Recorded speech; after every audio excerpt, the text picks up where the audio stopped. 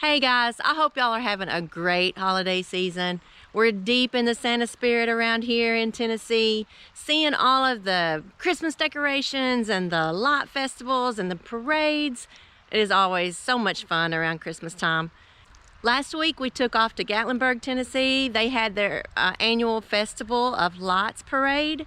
We haven't gone to a Christmas parade in a few years, so it was pretty fun seeing the Gatlinburg Christmas parade. There was lots of marching bands, lots of floats, lots of car entries, and we enjoyed every single minute of it. So take a look here at the Festival of Lights parade in Gatlinburg.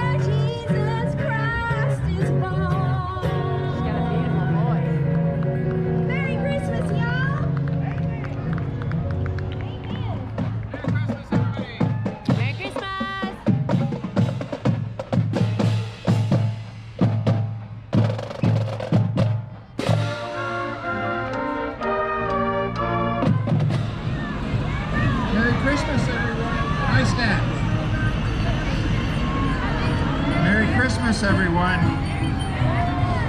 Merry Christmas indeed. All right, wasn't that beautiful? That was one of the biggest parades we had seen in a long time. It really was pretty. What's your favorite part of a Christmas parade? I have to say the marching bands are my favorite. I just love watching a marching band. And then the next day we drove the Roaring Fork Motor Trail. That was the first time for us doing that. And we ran across the, I believe it was Bud Ogle Homestead, I think is what it was. It'll tell you in the video here, but it was pretty neat to take a step back in time, take a step back in history and see how he built this homestead with his own hands and a little bit of how they survived before all of our modern conveniences. We're on the Roaring Fork Motor Trail. This is the first time we've done this. I don't think we've done Roaring Fork before, right? So we're on the Roaring Fork Motor Trail, and one of the first pretty stops is Ogle Farm, Ogle Homestead, something. I just read the sign and I've already forgotten where we're. It's Ogle, I do know that. Bud Ogle.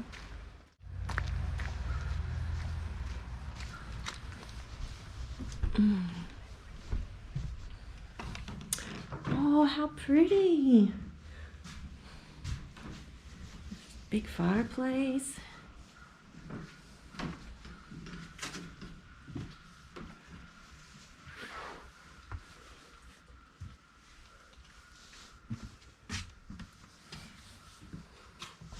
Yep, that's what I was expecting. Second fireplace inside.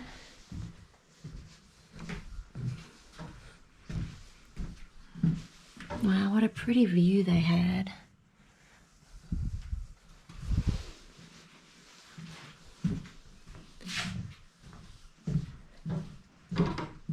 From 1883 to 1925, Bud Ogle lived here.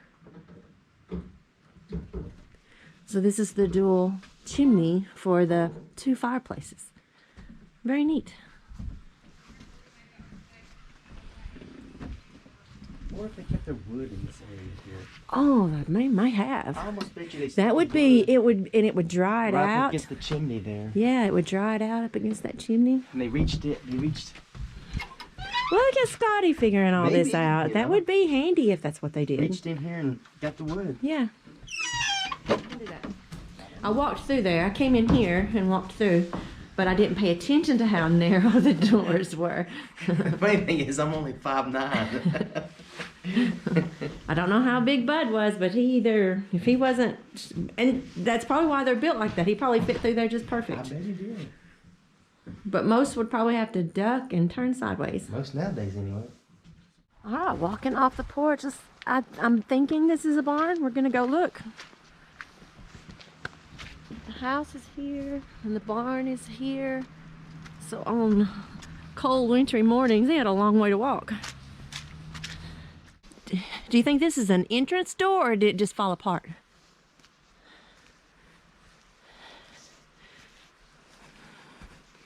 Let's just step in here. Wow. That's rough timber. That's really pretty.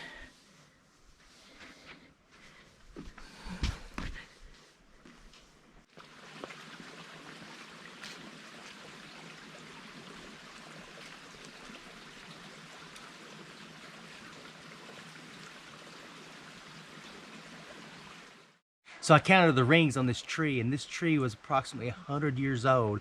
And if this tree was cut down like here recently, and I'm not sure if it was or not, but if it was, then Bud Ogle either passed away or moved on when this tree was a small tree or a seedling. We're not sure if he passed away or if he moved somewhere else in 1925. All right, on the back side of this Ogle property, look what we found. I don't have any description at all, but I'm thinking it is, what do you say, a well house? Scotty's not listening.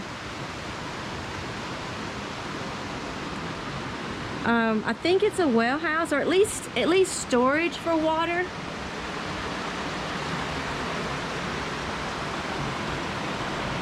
All right, let me show you out here. This is really neat. Would this be called a water raceway, basically? I think so, yeah. We'll call it a water raceway. But he has hollowed these trees out and funneling this water. Oh, it's like a little water wheel down here. Yeah. What was he doing? I think corn. That makes sense with the trough there. There's a hopper in here. Now that is awesome. Okay, so let's go back and look again. I know we just looked, but yeah. See the hopper in there. Where he is running that water into what looks like a water wheel in the bottom. It's turning the grindstones up here. I believe Scotty is right on that one. And then he funnels it into the troughs. That is awesome. This was a smart man. He had to be to survive back then. You right? Okay, so his water raceway is still here. Let's go take a closer look at that. Really neat. Wow.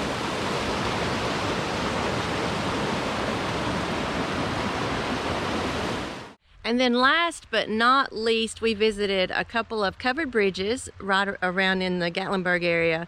Well, one was in Gatlinburg. It was Emmert's Cove covered bridge. It's a fairly new covered bridge, but it was still pretty. Wow, this was only constructed in 2000? It's not old at all. But it's still pretty. It is. So clear.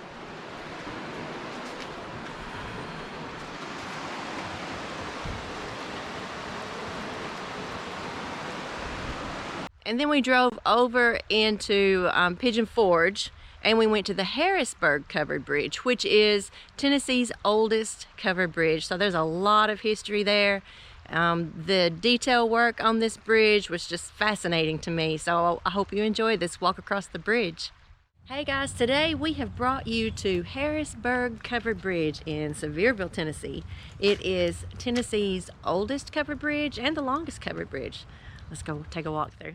So I was reading about it. It was originally built in mid-1800s, and then a flood washed it away, and it was rebuilt in 1878, I think.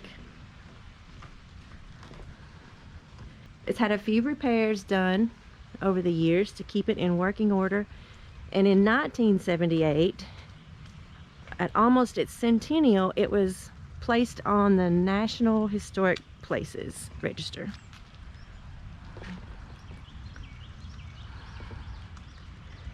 Wow, what a beautiful piece of Tennessee history.